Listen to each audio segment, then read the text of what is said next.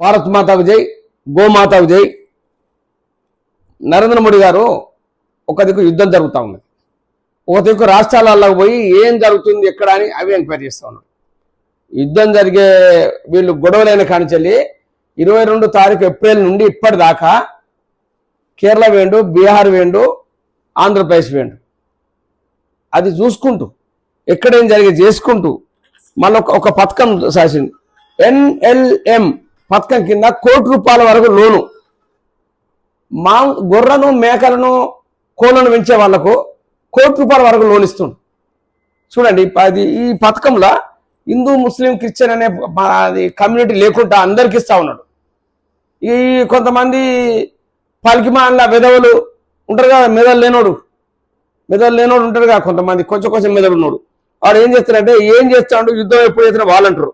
ఈయన పథకాలు గొర్రెలను, మేకలను పెంపే వాళ్లకు 50 లక్షల సాయం, సబ్సిడీ, ₹1,00,00,000 వరకు లోను. ఇంకా చూడండి ఎట్టుందో, మీరు గమనించండి ఏం జరిగేది ఏం కథ అనేది. మన భారతదేశం ఎంత డెవలప్ అవుతుంది. ఇప్పుడు గొర్రెలను, కోళ్లను, మేకలను పెంచే వాళ్ళకు ₹1,00,00,000 లోన్ ఇస్తుండ్రు.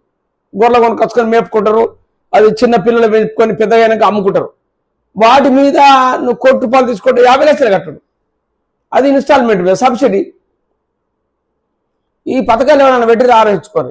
ఇట్లా చేసినాక ఇంకా మోడీ గారు ఇక ఎట్లా ఎలా ఉంటుంది, నెక్స్ట్ 400 సీట్లకు ఎక్కువ వస్తాయి. చూడండి, ఇవి ఎందుకు చెప్తున్నట్టే, జనం ఇవాళ రేపు నువ్వు 5,000, 2,000 ఆశపడ్డారు లేరు, వాళ్ళు లేరు. 5,000, 2,000 ఆశపడే జనం లేరు. వాళ్ళు ఆ స్టేజ్ దాటిపోయింది. ఇప్పుడు ఒకటే కోరుకుంటున్నారు, భారతదేశం డెవలప్ అవ్వాలి, భారతదేశం కన్ను చూస్తే కన్ను తీసేసే పొజిషన్ ఉండాలి మనది అని కోరుకుంటారు జనం. పథకం ₹1,00,00,000 లోను, మేకలు, గొర్రెలు పెంచుకుంటే వాళ్ళకు అప్లికేషన్ పెట్టుకుంటే అది ఇస్తాడు. ఇంకా చాలా ఉన్నాయి పథకాలు అవన్నీ.